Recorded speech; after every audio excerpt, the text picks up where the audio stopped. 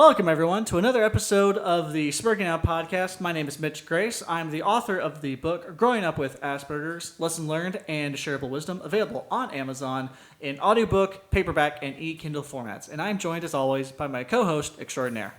Hello, I'm a therapist. I do in-home therapy with teenagers and adults with autism, and I'm happy to be here. And we're happy to have you here as well. And this is part 2 of a conversation we are having with our guest, Hana. Hello. And so this is part. If you haven't seen part 1, this goes over the early life and nuances of of a woman growing up on the autistic spectrum, and you should check that out. And that should all be live by the time this episode goes live on YouTube. And so today we are just continuing the discussion about Hana's life, specifically your later educational career, which is ongoing, as I understand, your adult life, how your dating life. I mean, you are engaged currently, as we discussed in the previous episode, and as well as your professional life. So, my first question is, did you want to go to college after your experiences with the charter schools, or did you want to do something else, or was it something that was kind of like pressured upon you by your parents? So college was always pressured onto me by my parents, but it's never something I wanted to do. Like, after my school experience, I was like, school freaking sucks. It's no fun. I don't like it.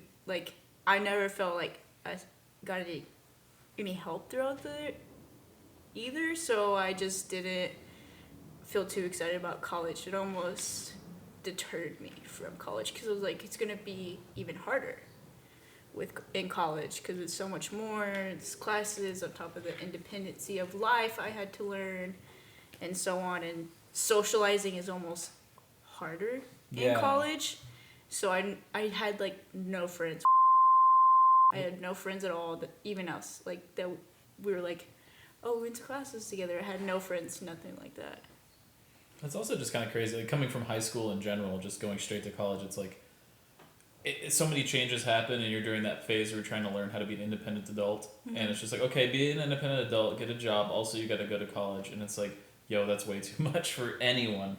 Yeah. Let alone someone who like has special needs and then didn't have a good time in high school and has no preparation for college, and then like post-secondary programs. Did you qualify for any kind of like post-high school supports?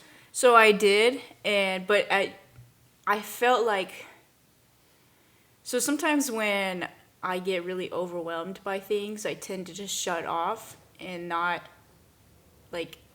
almost give up instantly. Yeah, I don't shut down, freeze yeah, burgers. I don't want to try and almost trying to even get those programs set up and do that all was hard enough, and no one was really even guiding me at no one was telling me. I was running around the campus figuring out where the heck I go to talk about my 504 and what accommodations for testing and so on. You didn't have an advisor walk you through that? No, my advisor never really walked me through. Job. I had to. No, my advisor almost forgot about me. Oh my gosh.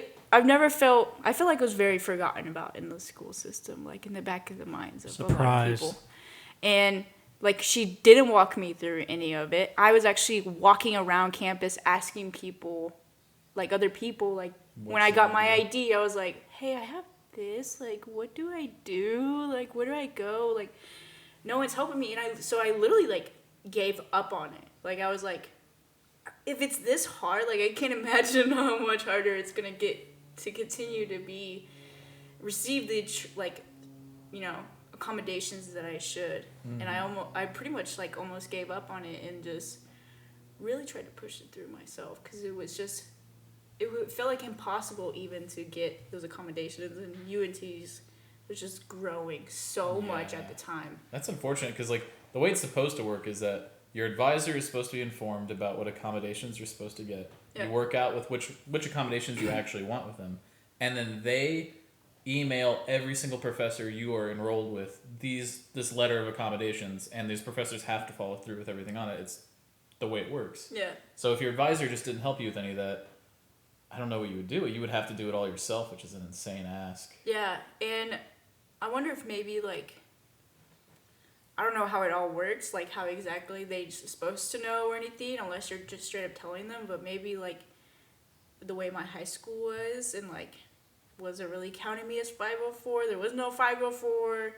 Maybe it just didn't really like ever transition over, and it was more like I had to go and prove it. Like I had to get my old records to go and prove it, and because my high school, there's no records of it.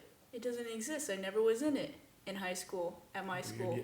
Yeah, it becomes really confusing because we had a whole podcast episode about this, but for special education in like public schools, you need a diagnosis of autism, and then for college, you need to get a evaluation done, which is not medical. It's different, and the evaluation has to be redone every certain number of years or else it no longer works, whereas a diagnosis is one and done. Yeah. So it's confusing that like suddenly the criteria for getting accommodations changes for no really good reason.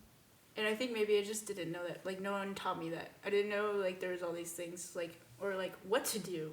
Like even in high school, like my teachers would be like my mom would have sit-down meetings with our principal and vice principal would be like, look, she has 504. Like there's something we need to do, and they're like, no, she needs to do it herself. Like they're like, you don't even try. Like they made me go tell my teachers I have like autism and I have dyslexia, and my teacher was like, well, what is it? Like what do I do? And I was like, I don't know. You're the teacher. Yeah, like again, your advisor or the principal, someone was dropping the ball because you're supposed to get a sheet of paper. Yeah. It's standard at every school, and it just lists off what accommodations you get. And you give it out to your professors, and your professors have to follow it. Yeah. I will say, because I went to that same college you did for about a year, and the accommodations off the disabilities office is not good. Yeah. Like, I did not realize until my last semester that I could get a private testing room, in which I'd gotten in a previous university I went to. So I was stunned. I had to bring it up with essentially the student council equivalent of whatever it is from college, to essentially say, hey, what's going on here? And then I was told, no, we have this program. Like, why the hell did I not know this? Yeah, why didn't you? Colleges do that with a lot of things. My father fought in Vietnam, so I was able to go through college on the Same here. Which is like the GI Bill for post-Vietnam. Specific to this we might want to point out. Oh, okay, yeah. I didn't know that, actually. But the college I went to, for a year, I paid for my classes because they told me I wasn't eligible for the Hazelwood Act, even though I absolutely was. And then the next year, they're like, yeah, you've been eligible this whole time. And they wouldn't give me a refund. So I was really pissed that I was just, like, straight up lied to at the financial office. Yeah, that's ridiculous. I think they kind of dropped the ball for all kids, like, in those areas, especially if they're on some financial special aid? Grant or something. Scholarships? Yeah, scholarship or something. Like, for example, I was adopted, so I get to go to state schools. Like, my tuition's paid for by the state. Nice. Mm-hmm. But for a while, they don't do it anymore. But for a while, you had to have like a grade point average. Like you had to meet a certain criteria your whole school year. But there's no special accommodations to those requirements if you're autistic or you know you have your so whatever. Like if you're adopted and you have special needs, the state will pay for it. But if you get a grade that's too low, like even if you have like an intellectual disability, something that will absolutely cause your grade to be lower. They just go, oh no, sorry, you don't get financial support anymore. Yeah, and that's awful. They took it away now, but like at the time, that's when I was in in college, and that was it. Like, I actually had to I think at one point I couldn't even go for a whole semester anymore because I was like, that was like my punishment. It was like not having the right grades. I couldn't go for a whole semester. I had to wait a whole semester. Jeez. Yeah. So just so I understand the timeline here, you graduated from your charter school, so then you immediately went to a 4-year university. Immediately. And after summer of my high school year, the year I graduated, the very next fall I was going to college. And this was and you lived on campus? No. No? Yeah, so my parents were even worse in this time because I didn't live on campus. And when I really should have, because I live in and I was a freshman, and so you lived far away. Yeah, that's at least a 30-minute drive. Yeah, But and question. it's so weird. I just felt like such a background student. Oh, question. I'm shocked that because most universities, They try to force you to live on campus. yeah, your freshman because year, it makes them more money, obviously. yeah, I don't know what it was. It was almost so weird. I felt like, I don't know, just a background student and very forgotten in all schools. Even that, I should have been on campus. So I wasn't on campus. I had to work in between full classes. My parents made me take full classes, and I was taking 8 hours a day's worth of classes all the time. And I also had to work, and I didn't live on campus. I was Stretched way too thin. Yeah, and I was struggling, and no one was helping me. No one at school was helping me. I was struggling in my classes because it's very different than, high school. So I needed some tools or some guidance or something, and I never got special testing, nothing. It was... That's awful. Yeah. In high school, because you were going to those charter schools, Yeah. did your counselor help you pick out college or talk?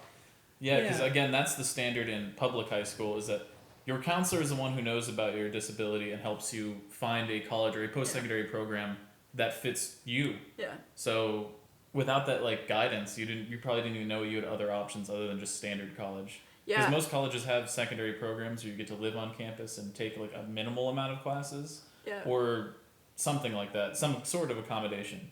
I had no counselor in high school. Oh man. No, nothing. Just raw dogging it. Yeah. Me and my autism. With no information given to you, Yeah. no supports given, that's awful. Yeah. So your first semester, did you take I assume you took the freshman level classes 101 of history, math, and whatnot? I was taking those, and then I was also taking art classes at the same time. So I was taking art, So you were taking design, electives. art and design, I think, and art history, I think, all at the same time. I gotta ask, did you, other than the art classes, did you enjoy anything about any of the classes you went to? No. Fair. Yeah. Especially art, I also feel like people that have autism and are really into art are very expressive, and Yeah. there are a lot of norms they don't fit into, especially artistic wise, and they always remind me of the Picassos of art.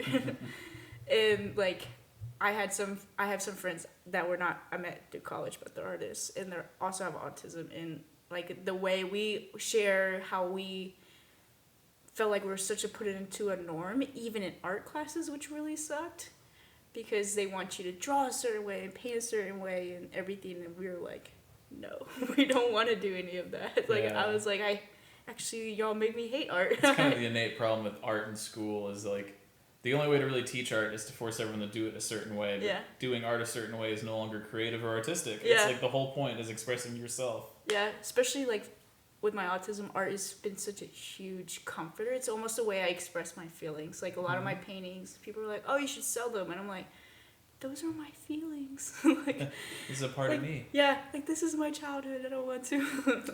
So you mentioned that you met through college fellow artists who are also on the spectrum. Talk us about that. How did you meet them?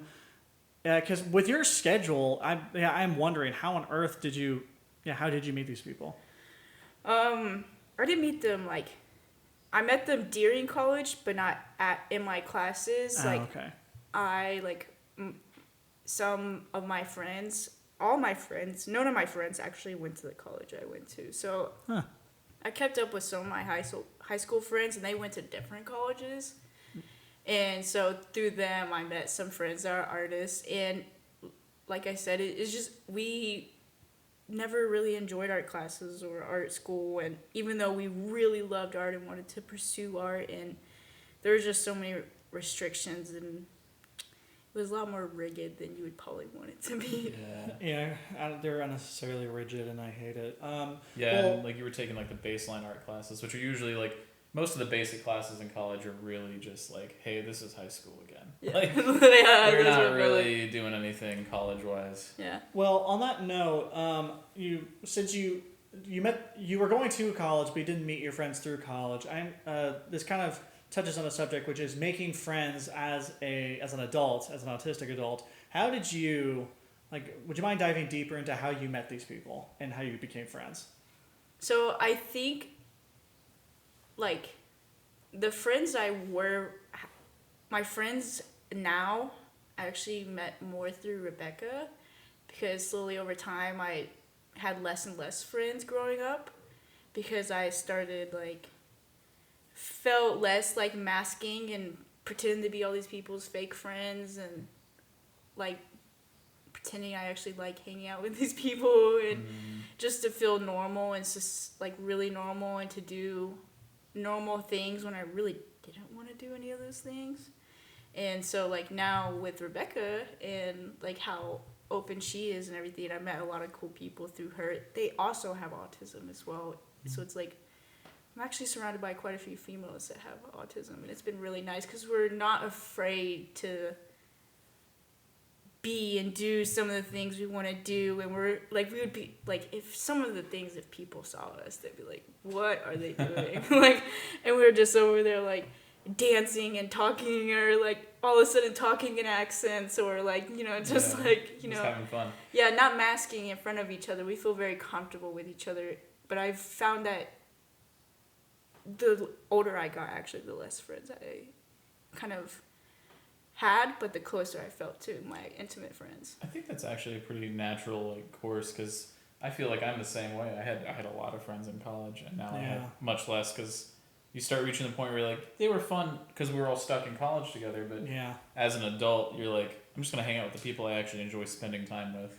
True, and sometimes there's overlap between you know, people you were forced to be with and those that you weren't. But, okay, so since we now know that most of your now friends came through your fiance, that leads me to a separate question, which is dating. Yeah. Dating as an autistic woman, I'm very curious, essentially, how'd that go? Really hard, because if I'm really nervous, again, like, I just freeze up and kind of choke. And I'm really, really shy. Like, if I'm really, like,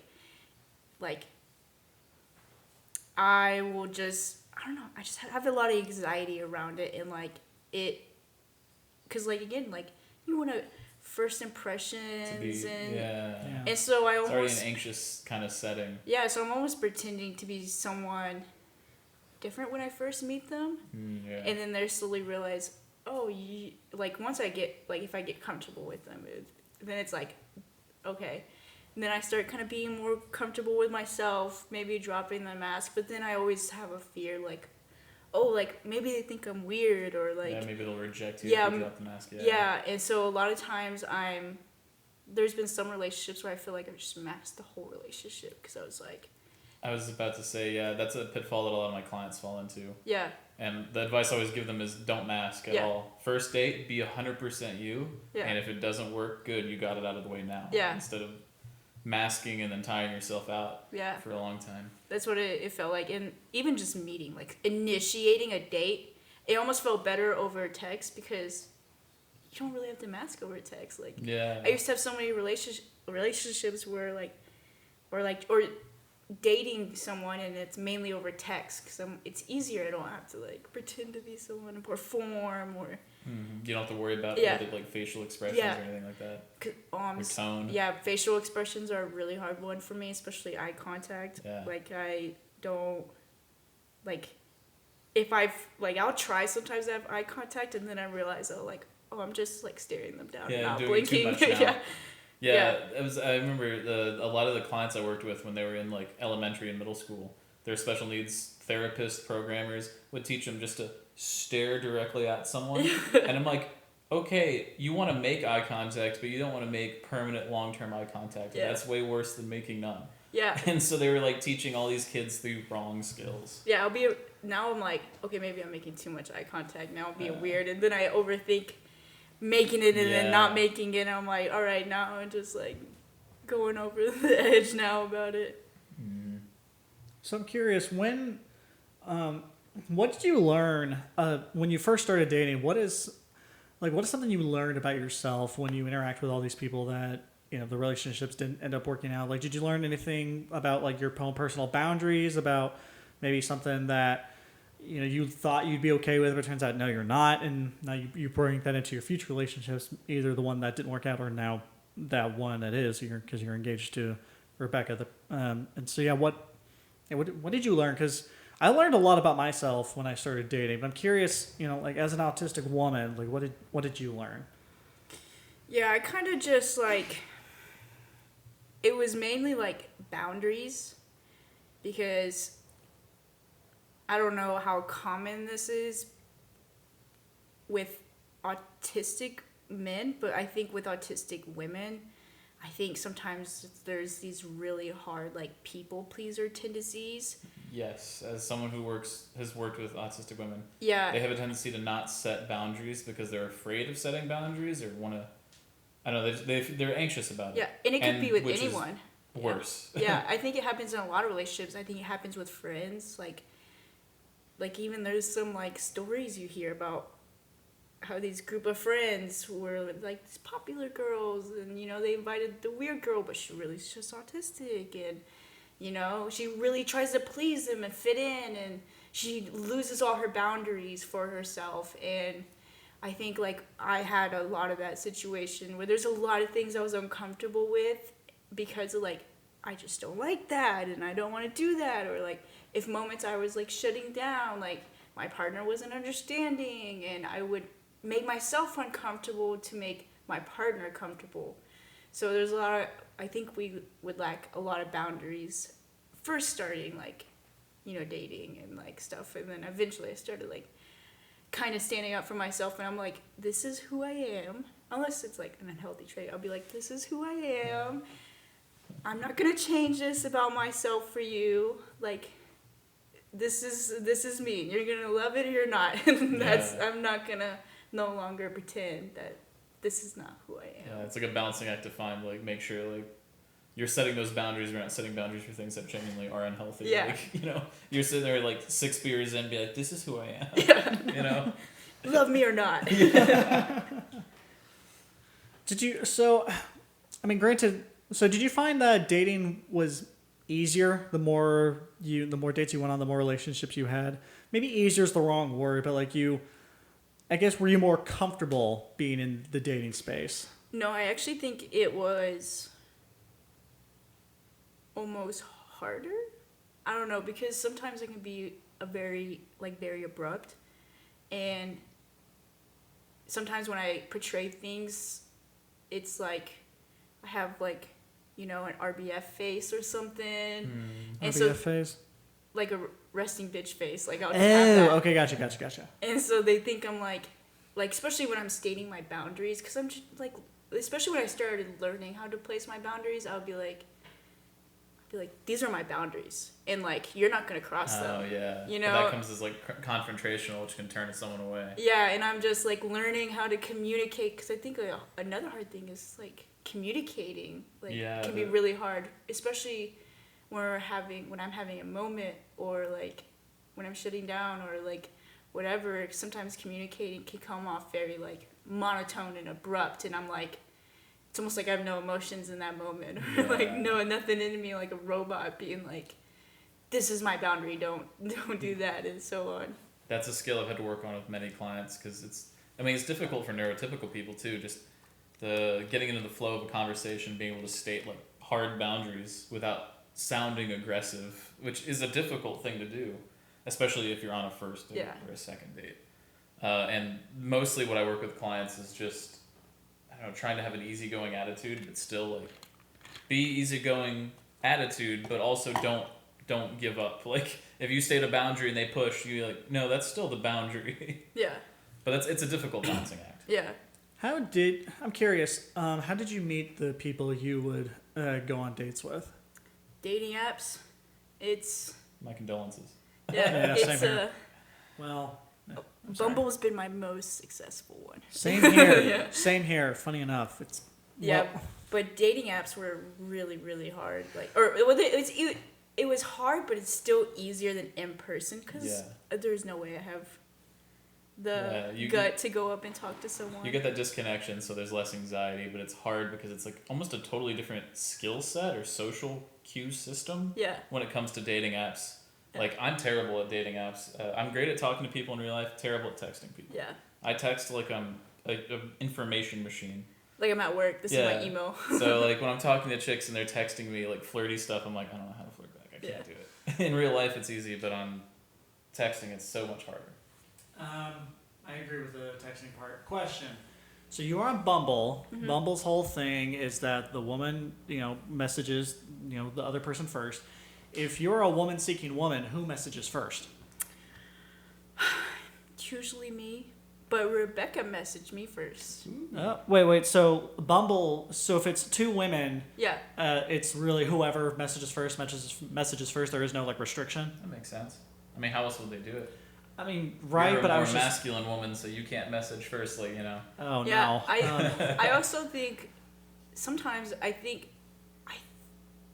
also remember really I don't know it really is kind of like if it is a masculine woman and then a feminine woman, usually the masculine woman's kind of like gonna, the initiator. Yeah, the initiator. But Rebecca was the initiator on this one. So my question is, well, actually, a question I thought of was, did you put in your dating profile that you were on the spectrum? No, but Rebecca told me it was very obvious. That's fair. Because my bio said, if you have any questions, just ask me, and that was my entire bio. Oh yeah. And then my special interests were all on there, like you tap a special interest, but that was my entire bio, and it was very like, she could just some of the photos she said I put on there. Just what photos? Just like, not even really ones of my face. It was like photos I was putting of were me having good memories. So it'd be like a huge mountain behind me and I'm this little small dot. Yeah. Yeah. Okay. That's a pretty common one. I also deal with clients who have I guess it's like a theory of mind issue where they're like, well, I know about this event. I have strong emotions to the event. So they just send a photo, but like no one else has the context. So it's them, and they don't know what it is or what it means. Yeah. Yeah, I was victim to that. One of my dating profile pictures was me standing next to a mutual friend of ours dressed like Teddy Roosevelt. Yes. And I was wondering, like, why is no one commenting about the guy who dressed like Teddy Roosevelt? I'm like, oh, wait a second. It literally just now dawned on me, oh, no wonder nobody brought it up because nobody else got it. Yeah. I understood, you understood, but Hannah's not going to understand. Yeah, it's like a niche thing in the photo and you're like, oh, I love this. It's a good talking point, and then they're like, they don't even bother. They're like just browsing real fast through. So I'm curious, when you were on the dating apps and someone would, granted, you just said you were the one initiating most of the time, but so what would you do? What would you suggest to do for a first date? Is it like coffee, or would you want something a bit more quiet, like an outdoorsy thing, because you're outdoorsy, or do you like hiking and whatnot? I was just thinking about this earlier, but usually, so when I first started out dating, I would let the girl choose a place. But then I notice I don't act my authentic self. If it's a new place, a new person I'm randomly meeting, I'm extremely uncomfortable in like everything. Yeah. So like I would usually I eventually stopped going to like random places with a random person and started trying to do more things I knew I was comfortable with. So like I started being like, oh, let's go on a hike or something, because I'm comfortable with that. And there's no sensory issues I'll have or anything like that, so I can kind of help my own triggers and kind of make sure I'm also comfortable, because I used to just put myself in uncomfortable situations and then I'm acting uncomfortable. You're already in an anxious setup where it's like it's a first date, you're going to be anxious, and then putting yourself in a situation or environment you've never been in is just doubling down on that. Yeah. Well, so now I'm curious, you said you were the initiator most of the time. What about when you weren't the initiator? How did that feel? It felt nice, especially because I felt like... Seen? Yeah, seen. And I think I felt not seen, and I did a lot for a lot of people's attention, even if it was like acting weird. I don't know, like I feel like that's a common thing. Like when I was younger, I would act weird or out just to get attention. Mm-hmm. I guess my real question is, like, since you were the one dictating, okay, let's go here, let's do this and whatnot, now somebody else is saying, hey, let's do this, let's do that. How did you not cope with it, but like, how did it feel to not be in the driver's seat, so to speak, for once? It felt really nice. Every time it happened, it gave me a boost of confidence. And I would kind of hold on to it, and it helped me a lot more in being like, oh, like, people are interested in me. I'm not this outcast. Like, these people, like, there's people that like me and want to get to know me and understand me, and probably and in my head, I'm like, also for my authentic self, and not just, like, who they want me to be, and so on. So it felt really nice. It felt very validating for a lot of feelings that I needed to feel validated for. Yeah, absolutely. I mean, as a guy who's used dating apps, it's a guy that's seeking like straight women.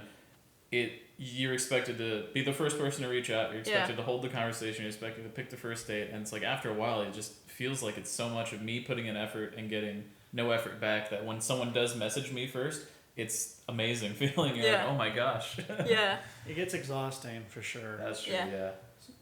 It makes you want to stop putting yourself out there so much. Like, there's been times where I was like, I'm just going to delete these apps. And there's even times where I've had thoughts where I'm like, I'd rather be single forever. And I was like, I'm going to be like some celibate person for the rest of my life or something. I remember my opening text messages, because, everyone starts off by just saying hello, and then they realize that you don't get responses for that.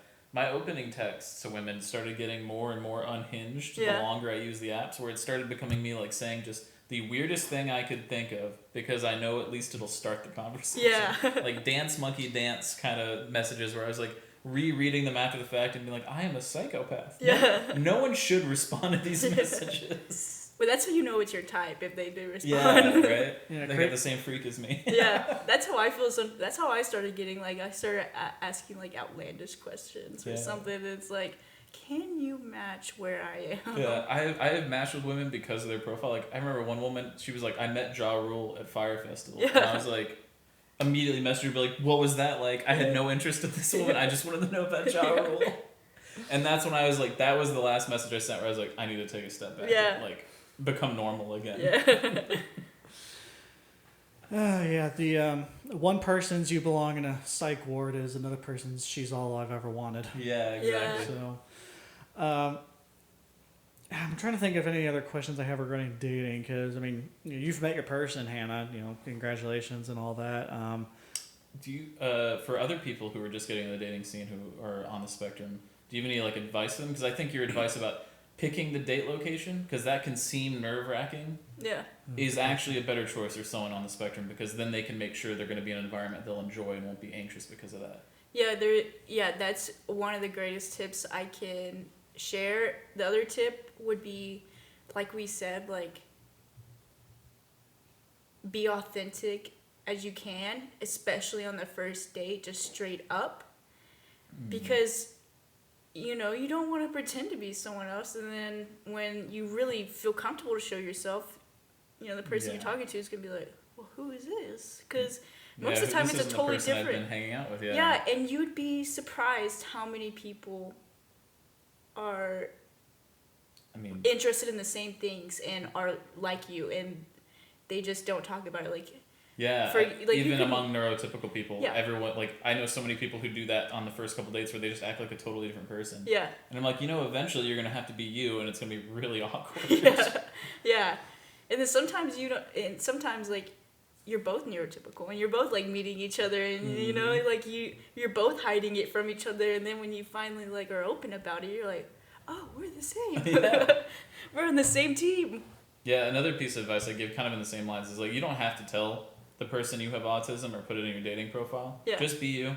And if they pick up on it or say anything, be honest. But, like, you don't have to advertise it. Yeah, I don't have to. Yeah. I didn't put the fact that I was autistic on my dating profiles. Yeah. But I think I've told this story before, but I'll tell it again real fast. I once went on a date with a woman who was also autistic. I didn't realize it at the time. And then we meet up, and we're hanging out. And then she's telling me about how she got her early child development minor in her degree, And she was saying, yeah, it's really important that I have this because I'm on the spectrum, and it helps me, empathize and sympathize with the autistic kids. And then I say, oh, well, you're on the spectrum? She said, yeah, I am. And I said, well, if on the sake of being transparency, I'm on the spectrum as well. And she said, I know. And I said, what gave it away? And she said, the moment you said hello. I was like, son of a bitch. So, but it's interesting that you've gone from masking to different friend groups to not needing to mask at all. And, it's really nice to hear that you're with someone that you can, truly be comfortable with 100%. And, we're happy for you, Hannah. Yeah.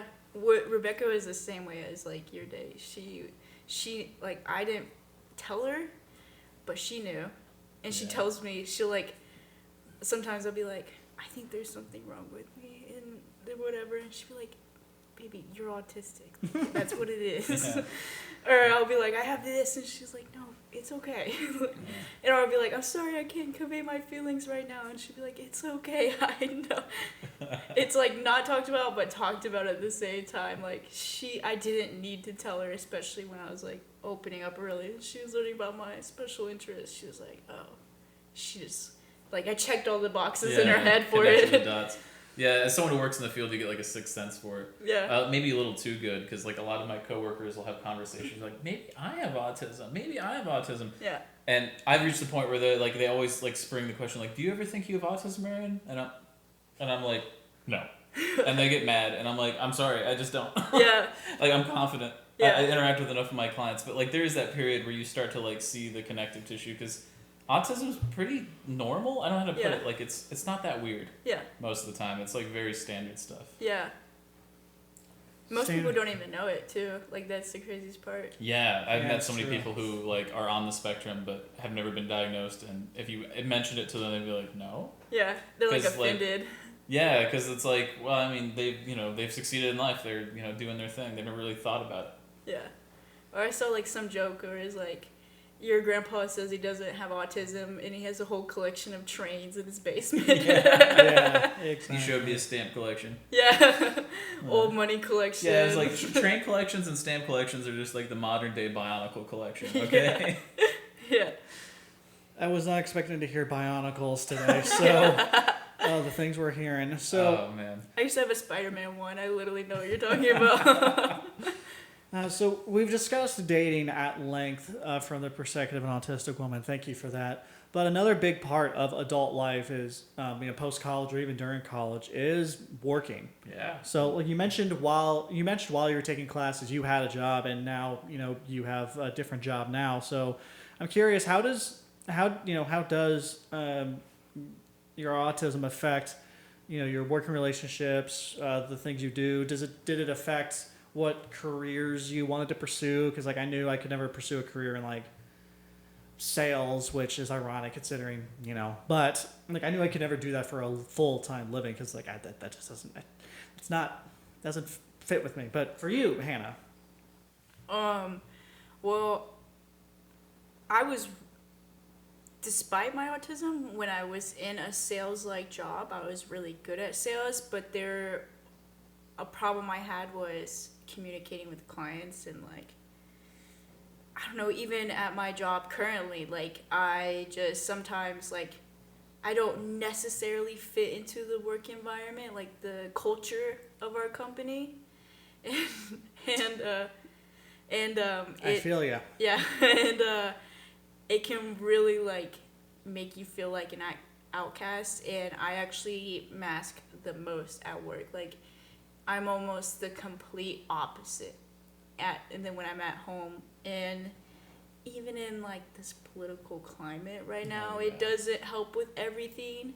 And so I'm sure and especially in this political climate and like programs, being on the table, it definitely, I'm sure a lot more people are masking a lot harder to not be, because they're worried about their future finances and supports. Yeah, and so it's almost like I have to be a totally different person and pretend I like the things they like to work there. Yeah. I wish I did it, but a lot of like I feel like a lot of people, even neurotypical people, have to mask at work because Oh, of 100%. just poor coworkers, poor work culture, bad boss. Like, you gotta put on a show for people half the time. And that's on top of the whole corporate facade you have to put on. The phony professionalism. Yeah. Even in the field of therapy, that's one of my biggest issues, is that there's such a heavy focus on science and professionalism, which, like, science is good, but therapy is not scientific as much as they try to be like, oh, we take data, it's scientific. It's like,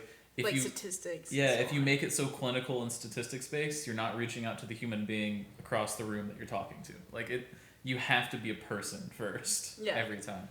So you mentioned your current job. How would you describe? How accommodating would you say your manager is, or maybe some of your coworkers? Because I'm very curious if they adapt. Adapted's not the right word, but if they. Oh yeah, can I actually interject with a question that should go before this? Oh, go ahead. When you applied to this job, did you tell them you had autism? No. Okay. And unfortunately, also, I think it's different for every industry. Yes. If you worked in an industry that has more arts involved, you can probably be like, oh, I have this and this and this. But I work in the oil industry. Mm-hmm.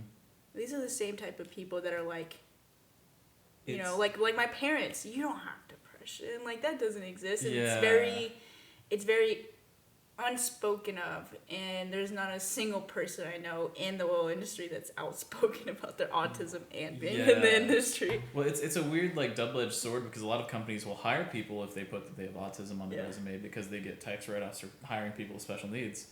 But then at the same time, I've been with clients at so many job interviews where they want someone who can write autism on their resume who just is neurotypical. Yeah. And you're like, okay, but if you want someone with autism, you're going to get someone who has autism, and you have to be accommodating to that. Yeah. So it's kind of a pain. Banks are usually really good at hiring people with autism, giving them the right accommodations, but most other employment positions, they just want to check a box and then treat you like everyone else, which is not how it works. Yeah, that's just corporate. That's corporate life for you. Mm-hmm. Question, Hannah. So if your coworkers and managers don't know you're on the spectrum, how do you approach asking maybe your coworkers or your supervisors and whatnot to maybe phrase tasks certain ways? Do you ever ask them hey, would you mind saying this way? Would you mind giving me this to do? Because it's easier for me to do, for not that I'm not incompetent, but it does. How does that work? Well, some of my close coworkers know, but there's some that I just kind of avoid telling. I don't know. I think maybe just because of the way, from my childhood on, the way my autism was treated and the way I never was really given the help I needed, I pretty much learned to never really ask for help and just to cope by myself. I've never asked a job, or I kind of avoid even telling my job. Maybe it's out of fear, or acceptance or rejection. From what you said earlier about the oil industry in general, it's if you're dealing with people who are like your family, who are just going to dismiss autism as whatever, it's made up. Telling them isn't even going to get you anywhere. Yeah. So how did you get this job currently? Through a temp agency. But I don't think I probably would have gotten it if it wasn't through the temp agency. I probably wouldn't have applied. But I just kind of was like, I'm going to wing it. Let's go. Let's try it. I need a job, so. Have you ever reached out to the Texas Workforce Commission, the TWC? No. They're not very good anyway. Yeah. A question I have is, so if you put on essentially a double mask, for lack of a term, the corporate mask everyone puts on, and then the mask of, hey, I'm gonna keep my autism private, is your current environment, I guess, tolerable enough, or is it going to be a situation where down the line, if certain check marks are boxed, you're going to seek employment elsewhere? Because I'm just curious, as an autistic woman who is keeping her autism private, what's the breaking point? What's a good environment? What's a tolerable environment? Well, the thing I want to pursue in the old industry is I want to kind of become a landman, and I kind of want to be a self-employed landman, and with that can come a lot of traveling, and a lot of traveling alone, and I'm just going through old records, and so that's my end game, so I don't have to mask as much, but I am finding that it sometimes just gets harder and harder over time, and it feels almost self-erasing. Self-erasing? Yeah, it's almost to continue to pretend to be someone else. Like half my day at work, or 8 hours of the day, I'm a totally different person for 5 days a week. And I'm like, I think sometimes it can really like get to me, and it makes me sometimes want to quit and go pursue a job where I don't have to mask so much. But again, the pay is just so good. Yeah. I can't. In these times, it's almost like Everything's topsy-turvy. you gotta pick not to be like, you gotta pick a struggle, but you gotta pick a struggle nowadays, especially with, like I mentioned, political climate doesn't help either. Yeah, you gotta pick your battles, unfortunately. So, it's interesting that you say you want to become an independent landman, despite the fact that, if I'm not mistaken, like independent landmen still have to, you'd want to be an independent landman, but you'd still be client facing, for lack of a better term, on some level. Like, would it be less than what you're doing now? Or? Yeah, it would be less than what I'm doing now, probably more via email and so on, and traveling a lot is involved, and traveling to secluded areas too, because it's not like, I'm going to records all the time or something like that. It's gonna be like in the middle of nowhere. I'm probably going and searching up records and so on and whatever, and it can be very like at home type of in your own environment job. Yeah.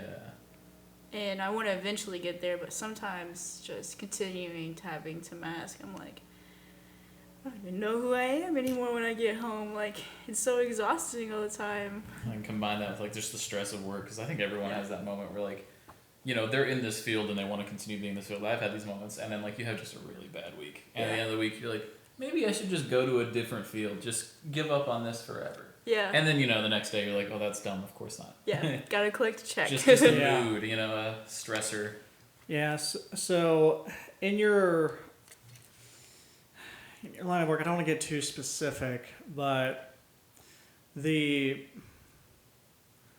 client-facing aspects of it, you said sometimes you struggle with clients. Is it like, do people think that you're upset when you're not? Is it like, or is it a thing where they're asking a rather vague question, you interpret it literally, and then the client gets frustrated? Like, yeah.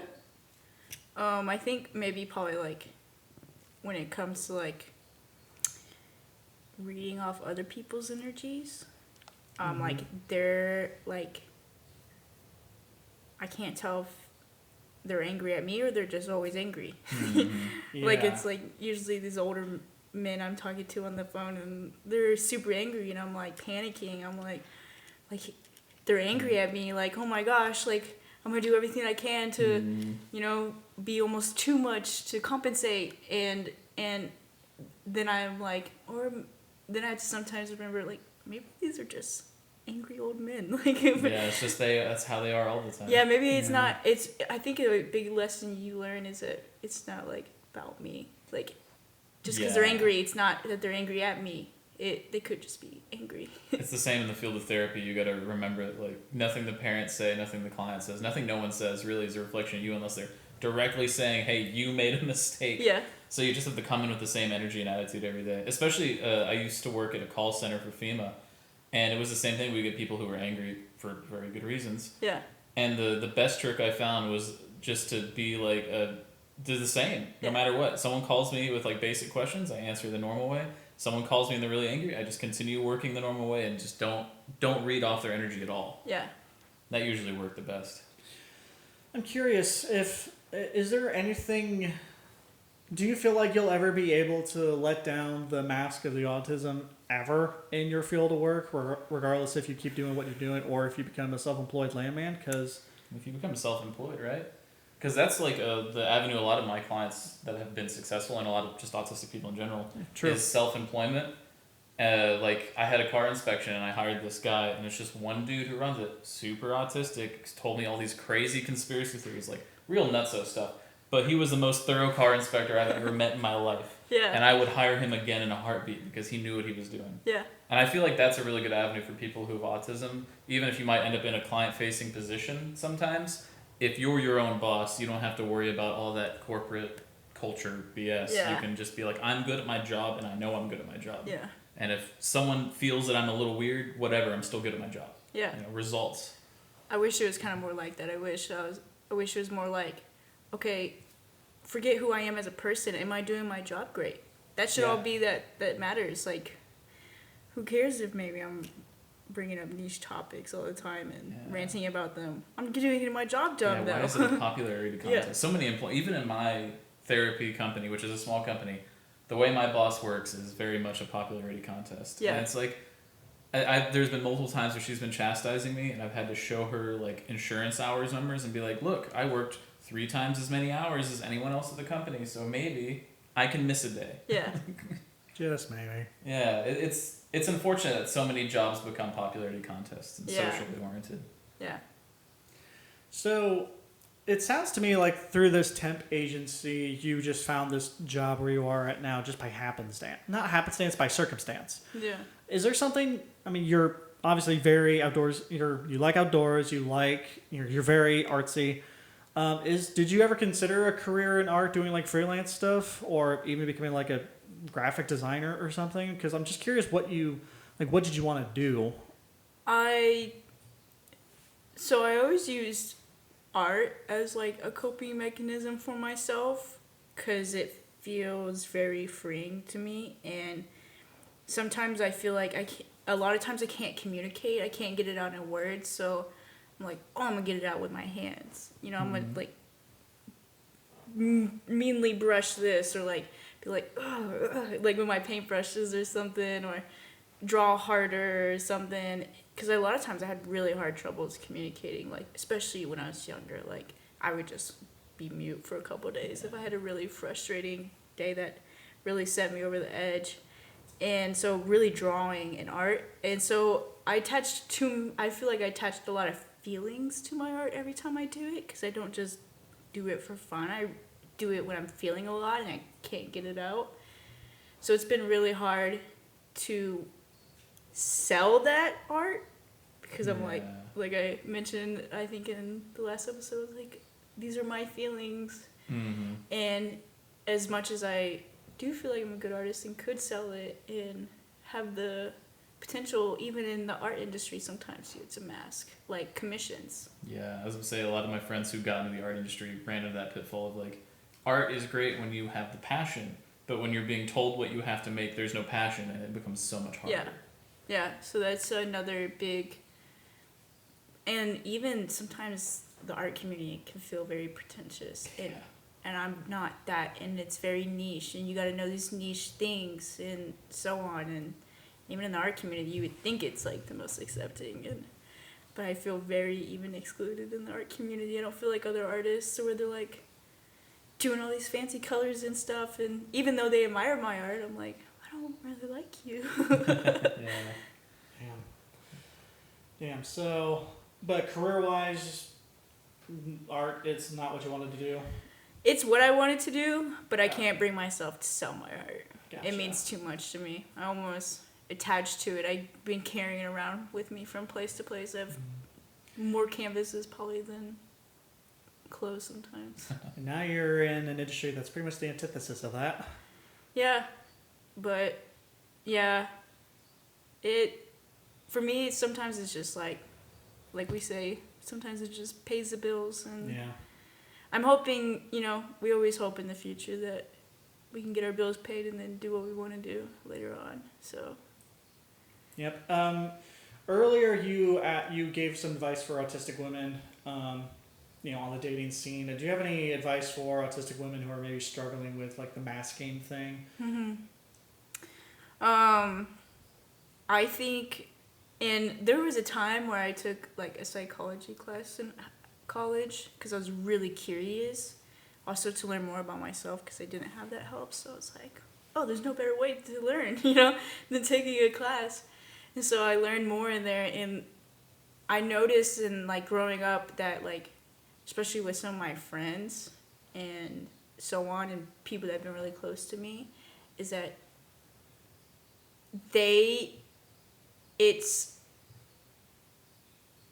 don't fall to societal pressures, because autistic women almost fall for them harder and pursue them harder than non-autistic women, just to prove even harder that they fit in. Yeah. And there's a lot of societal pressures on women to be the stereotypical woman, and autistic women are really, really far from that. But they're amazing in their own special way.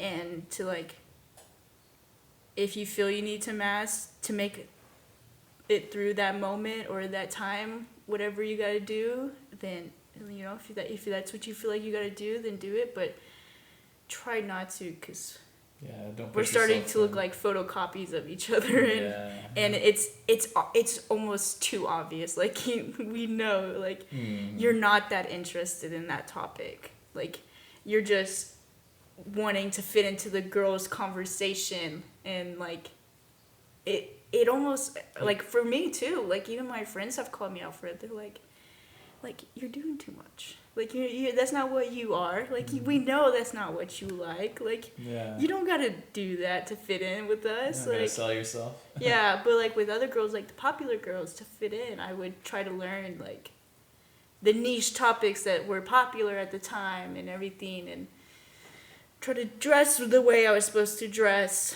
And I don't know, it's harder. It's kind of sometimes hard to explain, because, like, well, I think there's the meme, I think Jennifer was the term used. Yeah. Where it's like groups of women who all dress the same. It's like, why would a group of friends all wear the same exact clothing? Yeah. That's just like some weird conformity thing. Yeah. And it's like, that happens to neurotypical people. So someone with autism is trying to really, like, put a square peg through a circle hole to fit in, when it's like, it's not worth it. Yeah. I have moments with my clients where, like, they'll ask me a question or say something to me about just the way things work, like society or, like, jobs.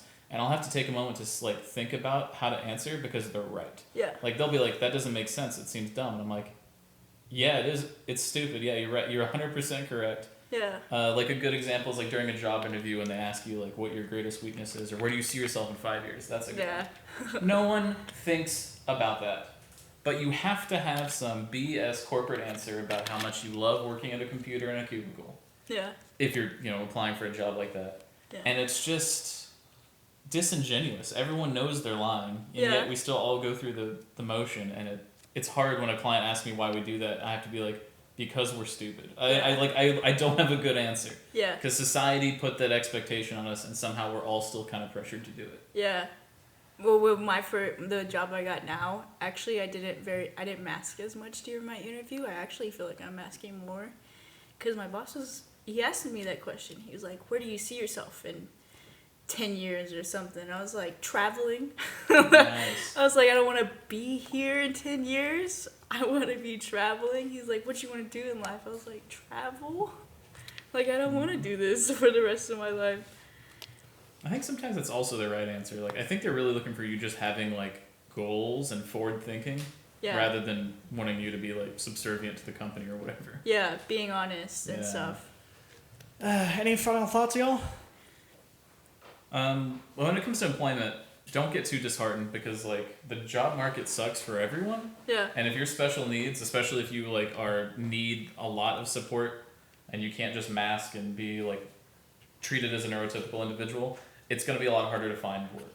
Yeah. A lot of places will advertise that they want to hire people with autism, but don't expect them to actually be, like, autistic. Yeah, accommodating. Yeah.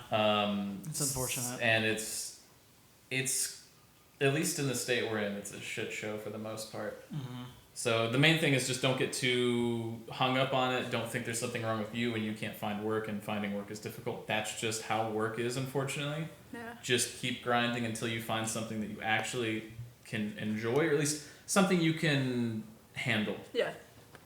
I sometimes tell myself short-term sacrifices for long-term, I also, just in a general statement, I would also recommend, like, you mentioned earlier, we all, like, work for that thought of, like, eventually I'll be doing the thing I want to do. Don't live your whole life like that. Yeah. It's an easy pitfall that I feel like everyone kind of falls into, where it's like, oh, I'm busting my butt at work and not doing like the things I like, I don't know, programming, writing, art, music, whatever. Do those things you like. Make time for them, because this every day of your life is the day of your life, is a day of your life. And you don't want to wait until you're 80 to be like, finally, now I can retire, and now I'm too old to do any of the things I actually wanted to do. Yeah. Which, it's a difficult thing to break given how bad the economy is, but... Yeah. I feel like especially if you're autistic, like you should keep pursuing your special interests outside of work. Yes, you absolutely need to like carve out a time just to be able to do that. It leads me to sometimes almost disassociate in a way, and I'm like, I don't know, I feel like sometimes when you're pretending to be someone you're not so much, you forget who you are. Yeah. And When it you mask all the time. Yeah, even makes it even harder, so...